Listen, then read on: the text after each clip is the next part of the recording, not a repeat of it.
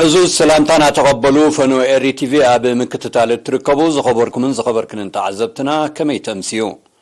ساعات شعت مش تاخلون لهم سولس 10 مسكرم استدالو زيناتات وشتن وصان حزنا لكم قريبنا لنا نمكتتالكم بخبر زعدم يفرم قدي بقندي نطبتا زينا دما فيلم أمباسادر عيسى أحمد عيسى مس أبومبر لولاو بايتو السودان أب مدنفع خلطاوي زمدنا تازدتيوم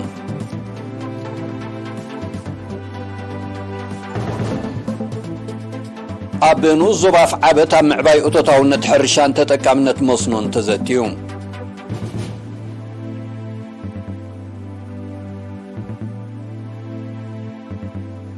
مدبر تعنا ما يدكم أمنت فتاتا بمصفاح زمسقنا قلقلوت والله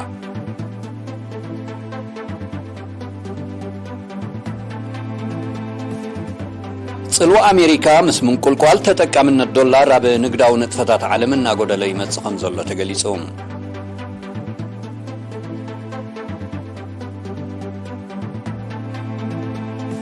أب أمريكا سرحتنياتات تكالت عنا وسق الدوموز بمطلاب سراح ناي مقراص أدما يكايدو اللوم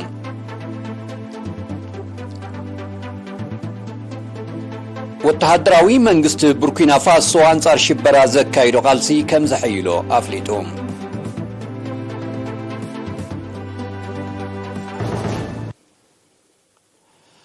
امباسادر ايرترا اب ريبابليك سودان اتو عيسى احمد عيسى تمال 10 تغلت تمسكرم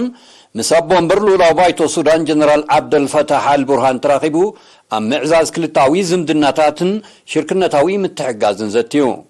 أبتركب زمدنا إيرتران سودانن مدنفعنا استوطنون استبقاقصون مدبات قص دحر مقمقام إيرتران رقات مبرع سودانن محيال زمدنا تاتزبتاتن زبقصوت مدب كم التغطلو أمباسادر عيسى الرقاقيصوم جنرال البرهان بوغنو حزبن منغستن إيرترا أبقون حريا حزب سودان دو بمبال نزل سلاسلو زلو مدبات بحافشا بريزيدنت إسياس أفورق دما نسودان نزقبرو كل مدياو دقفده بقوندو زلو أدناقوتن كبرنغاليسوم إيرترا سلامون رقاتن صفونو قدبون مفتار تكايدون زلا صاري زموغوسة جنرال البرهان تاريخاوي زمدنا إيرتران سودانن أبزبر ترزي نمبصحو كامز سرح الرقاقيصم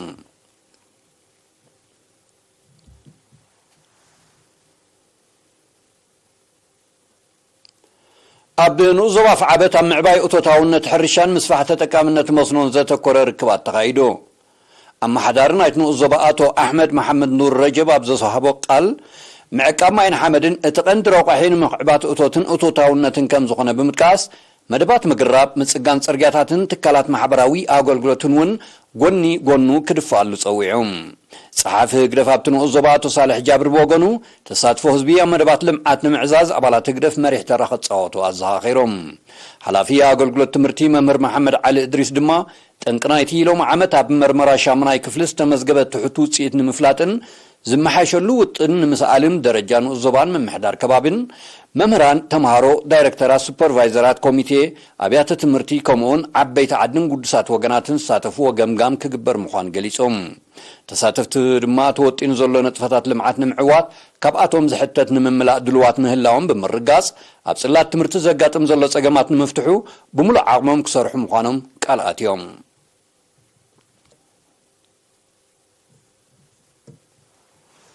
أبنو زواجين دعت تركم ربرت عنا ما يدكمون بعينتنا عقم سبن إننا دلدلت بمنصع نتفتاتا بمصفاح زمسقنا قلقلوت تهبالا حلافنا يتا مدبرت عنا نرس سليمان حسين نيرينا بزهابا حبريتا اتاتكال قلقلوتات كنكن قدم حرسي لابوراتوري كتابة تساناتن فارماسن كتب مصنحة بمتكاس أبزو وانزي قدما يرديت ولنتاوي مرمرادم كمون حكمنا تسقط من شكورن زد تقالل توساقي قلقلوتات كم زد تآتاتو وتقليسهم نقحات عبرت سبب زمنا وحكمنا نمبرخ بحافشا دحنت الدن هصانن محاس دما بفلاي صعقوس غواس كم زكايدو كم وصيتو شفنا خطابه هصانات ناب 9500 كم زيبز تقسه نرس سليمان أب أكبابيو صريتن مكلخال زيتم حلالفت حماماتن زكاية صعرون زمسقن وصيت كم ترخبو بريوم تتكمت بقريوم تامدبر تعنا أب كبابيوم بمدقوانا كاب زيت دليهال كدحينوم سلوطون زمسقنن أقولقلوت يرخبو خمزلو بمحبار سلاتي بسميات عنا زوهابو ماستمروتات نقحتهم إنا برخب منصو تريح ሕማማት በሓፈሻ ናይ ተመሓላለፍቲ ሕማማት ድማ ብፍላይ ከም ዝነክየ ገሊጾም ሚኒስትር ጥዕና ምስ ምምሕዳራት ዞባ ሰሜናዊ ቀይሕ ባሕርን ዞባ ጊንዳዕን ተዋሂዶም ብዘካየድዎ ጻዕሪ ኣብ 2020 ዓመተ ምህረት ንጥፈታታ ዝጀመረት መረበር ጥዕና መያድኮሞም ብ15 ሙያውያን ንጥፈታታ ተሰላስላላ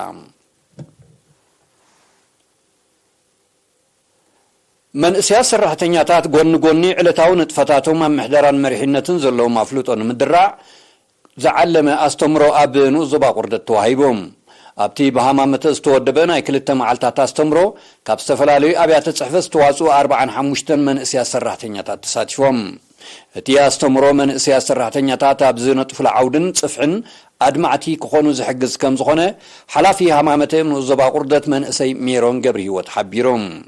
ኣመሓዳር ንኡዞባ ቁርደት ኣቶ ኢሳቅ ጥዑም ብወገኑ መንእስያት ኣብ ዝነጥፍሉ ዓውደ ስራሕ ንዕቤቶምን ጽፈት ስርሖምን ዝሕግዝ ስልጠናና ኣስተምሮን ምውዳብ ኣካል ናይቲ ኩለንተናዊ ብቕዓት መንእስያት ንምዕባይ ዝካየድ ዘለዉ ጻዕሪ ከም ዝኾነ ብምጥቃስ ምምዕባል ዓቕሚ ሰብ መንእስያት ንዝተወሰኑ ኣካላት መንግስትን ማሕበራትን ጥራይ ዝግደፍ ዕማም ስለ ዘይኮነ ኩላተን ኣካላት መንግስቲ ብዕቱብ ክሰርሓሉ ኣተሓሳሲቦም ተሳተፍቲ ብግሪዮም ተስተምሮ ኣብ ምሕደራን መሪሕነትን ንጸንሖም መረዳእታ ዝዕምቕ ምዃኑ ብምጥቃስ ኣብ ባይታ ክሰርሕሉ ከም ጽዕሩ ኣረጋጊጾም ትማሊ 12 መስከረም ኣብ ምምሕዳር ከባቢ ኣሸራን ንኡዞባ ሓጋዝ ተኸስተ ሓደጋ በርቂ ኣብ ጥሪት ጉድኣት ኣውሪዱ ብመሰረት ሓበሬታ ወኪል ኤሪና በቲ ሓደጋ 10ታት ጠለበጊዕ ከም ዝሞታ ክፍለጥ ተኻኢሉሎም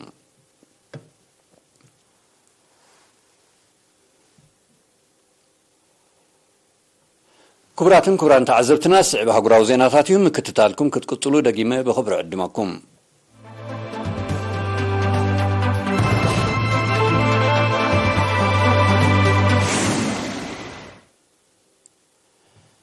ቁጠባውን ፖለቲካውን ጽልዋ ኣሜሪካ ምስ ምንቁልቋል ተጠቃምነት ዶላር ኣብ ንግዳዊ ንጥፈታት ዓለም እናጎደለ ይመጽእ ከም ዘሎ ነቲ ኩነታት ብቐረባ ዝከታተሉ ወገናት ይሕብሩ ሩስያን ቻይናን ዝርከበን ሓያሎ ሃገራት ኣብ ንግዳዊ ንጥፈታትን ተጠቃምነት ዶላር ኣሜሪካ ንምውጋድ ይሰርሓ ብምህላውን ጽልዋ ባጤራ ዶላር ኣብ ዕዳጋታት ዓለም ኣብ ዝመጽእ ቀረባ ዓመታት ብልዑል መጠን ከንቆልቁል ከም ዝኽእል እዩ ዝግለጽ ዘሎ بمسرت ጸብጻባት ሎም ዓመት መጠን ትውጊት ብባጤራ ኣሜሪካ ኣብ ዕዳጋታት ዓለም ድሕሪ 1995 ዓመተ ምህረት እቲ ዝተሓተ ምንባሩ ተፈሊጥሎም መንግስቲ ኣሜሪካ ነቲ ተርእዮ ንምብዳህ ኣብ ዓመት እዚ ኣብ ባጤራ ሃገሩ 4 ግዜ ወሰኽ ወለድ ከም ዝገበረ ጸብጻባት ይረዱ ባጤራ ዶላር ኣሜሪካ ኩሉ መድያው ጽልዋን ምዕባይ ካብ እትጥቀመሎም ሜላታት ሓደ ኮይኑ መጽንሑ ይግለጽ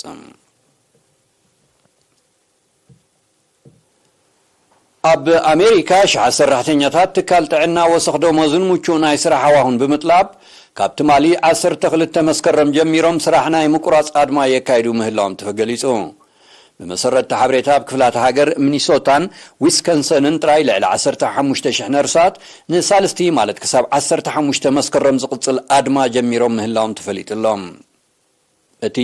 ናብ ካልኦት ክፍላት ሃገር ክልሕም ከም ዝኽእል ዝግለጽ ዘሎ ኣድማ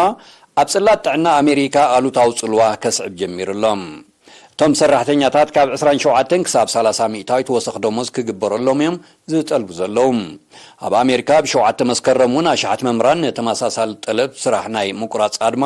ከም ዘካየዱ ይዝከር ኣብ ኣሜሪካን ዓበይቲ ሃገራት ኣውሮፓን ዝረአ ዘሎ ወሰኽ ደሞዝ ዝጠልብ ተደጋጋሚ ኣድማታት ኣብተን ሃገራት ተፈጢሩን ዘሎ ቁጠባዊ ቅልውላው ዘነጽር ምዃኑ ጸብጻባት ይጠቕሱ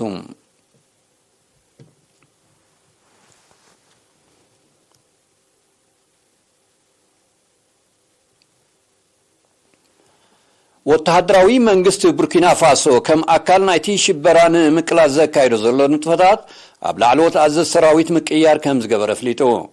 እቲ መንግስቲ ነዚ ስጉምቲ ዝወሰደ ኣብዚ ሒዝንያ ዘለና ወርሒ ብዝተኻየደ ሽበራዊ መጥቃዕትታት ከቢድ ሰብኣውን ጸጥታውን ክሳራታት ከም ዝወረደ ብምጥቃስ እዩ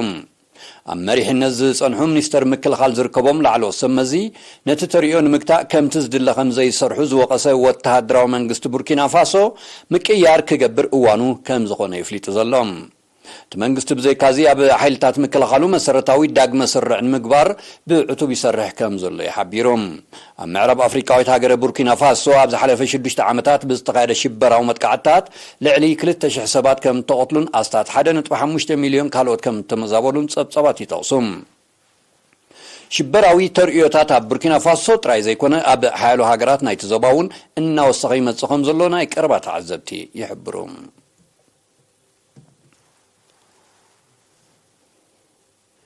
ኢራን ተጻብኦታት እስራኤል ንምብዳህ ከተማታት ቴል አቪቭ፣ ሃይፋን ካልእ ከባቢታትን ናይቲ ሃገር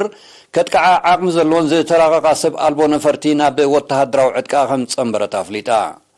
ተነፈርቲ ዕላምአን ናይ ምውቃዕ ልዑል ብቕዓት ኣብ ርእሲ ምህላውን ብራዳር ናይ ምኽሻፍ ተኽእሎአን ትሑት ምዃኑ ኣዘዝቲ ሓለዋ ሰውራ ኢራን ሓቢሮም ኣለዉ። በዚ ኻዘን ሓደስቲ ሰብ ኣልቦ ነፈርቲ ወተሃደራዊ ዓቕሚ ኢራን ክባብ ምባል እወታዊ ኣበርክቶ ከም ዝህልዎን እቶም ኣዘዝቲ ገሊጾም ኣለዉ። ኢራን ልኡላውነታ ንምውሓስ ናይ ባሕሪ ምድርን ኣየርን ወተሃደራዊ ዓቕማ ንምድንፋዕ ብዕቱብ ትሰርሕ ከም ዘላ ክትሕብር ምጽንሓ ይሕበር። እዚ ከምዚ ኢሉ እንከሎ ተግባር ኒኩሎሳዊ ስምምዕ ንኢራን ካብ መጥቃዕታት እስራኤል ዘድሕን ከም ዘይኮነ ማእከላይ ወኪል ስለያ እስራኤል ሞሳድ ገሊጾም። እቲ ኣብ መንጎ ኢራንን ሓያላን ሃገራት ዓለምን ዝተበጽሐ ስምምዕ ተግባራዊ ምስ ዝኸውን ኣብ ማእከላይ ምብራቕ ኒኩሎሳዊ ቅልውላው ከስዕብ ከም ዝኽእል ዝጠቐሰ ሞሳድ ሃገሩ ከም እትቃወሞ ኣረዲኡሎም። እስራኤል ኣብ ሶርያ ብልዕል ዘሎ ዒላማታት ኢራን ተደጋጋሚ መጥቃዕታት ከተካይድ ምጽንሓ ዝጠቕሱ ጸብጸባት ኢራን እውን ኣብ ዞባ ኩርዲስታን ናይ ኢራቅ ንዝርከብ ዒላማታት እስራኤል ከተጥቅዕ ምጽንሓ የረድኡ። ከም ሳዕቤኑ ምትፍናን ክልቲኣተን ሃገራት በብእዋኑን እናኸረረ ይመጽእ ከም ዘሎ ንኹነታት ማእከላይ ምብራቕ ብቐረባ ዝከታተሉ ወገናት ይጠቕሱ።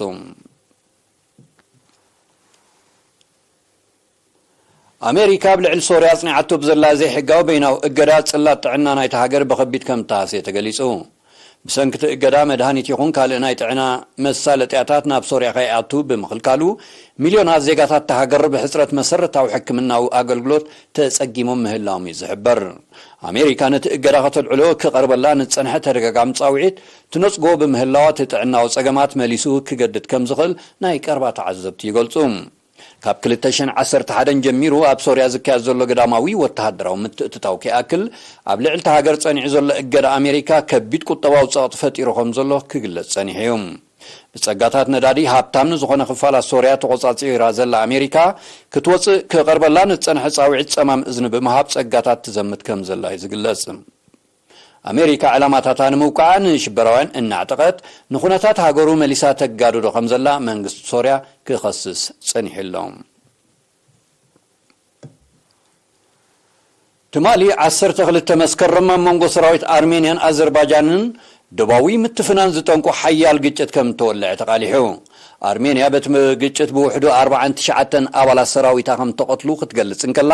ክልቲኣተን ሃገራት ንሕድሕደን ይወቃቐሳ ምህላወን ተሓቢሮም። እዚ ናይ ሕጂ ግጭት ድሕሪ 2020 ዓመተ ምህረት ኣብ መንጎ ክልቲኣተን ሃገራት ብዝተወልዐ ተመሳሳሊ ግጭት ካብ ዝወረደ ክሳራታት እቲ ዝዓበየ ክሳራ ዘውረደ ኮይኑሎ ድማ ሩስያ፣ ኣሜሪካን ሃገራት ኣውሮጳ ሕብረትን ክልቲኣተን ጎረባብቲ ሃገራት ተጻብኦታት ብምቁራጽ ኣብቲ ዘተ ክምለሳ ጸዊዐን ኣለዋ። ሰራዊት ኣርሜንያን ኣዘርባይጃንን ኣብ 2020 ብሰንኪ ኣከራኻሪ ዞባ ናጎርኖ ካራባኽ ንሽዱሽተ ሳምንታት ብዘካየድዎ ምልዋጥ ተኽሲ ካብ ክልቲኣቶም ልዕሊ 6500 ሰባት ከም ተቐትሉ ጸብጸባት የረድኡ። እቲ ወተሃደራዊ ረጽሚ ብመንጎኝነት ሩስያ ከም ዝሃድእ እኳ እንተተገብረ ኣብ መንጎኦም ዝካየድ ግጭት ብንኡስ መጠን ክቕጽል ምጽንሑ ግና ይግለጽ። ዜናታት ንምዛም ኣርእስተ ዜና ክደግመልኩም።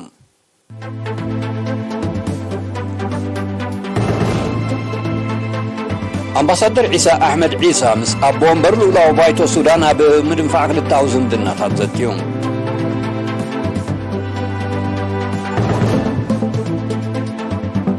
ኣብ ንኡስ ዞባ ፍዓበት ኣብ ምዕባይ እቶታውነት ሕርሻን ተጠቃምነት መስኖን ተዘትዩ።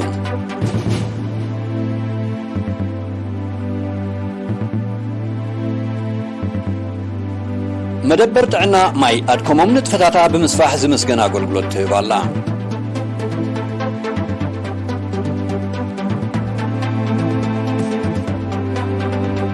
ጽልዋ ኣሜሪካ ምስ ምንቁልቋል ተጠቃምነት ዶላር ኣብ ንግዳዊ ንጥፈታት ዓለምን እናጎደለ ይመጽእ ከም ዘሎ ተገሊጹ።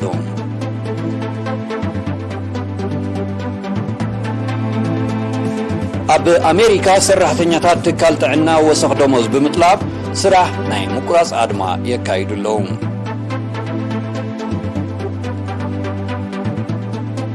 ወተሃደራዊ መንግስቲ ቡርኪና ፋሶ አንጻር ሽበራ ዘካይዱ ቃልሲ ከም ዘሐይሎ ኣፍሊጡ።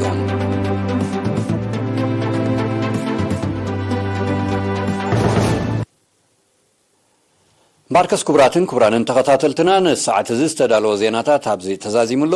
ንዝተረፉ መደባትና ንሓድገኩም ብወገና ብሩኽ ምሸት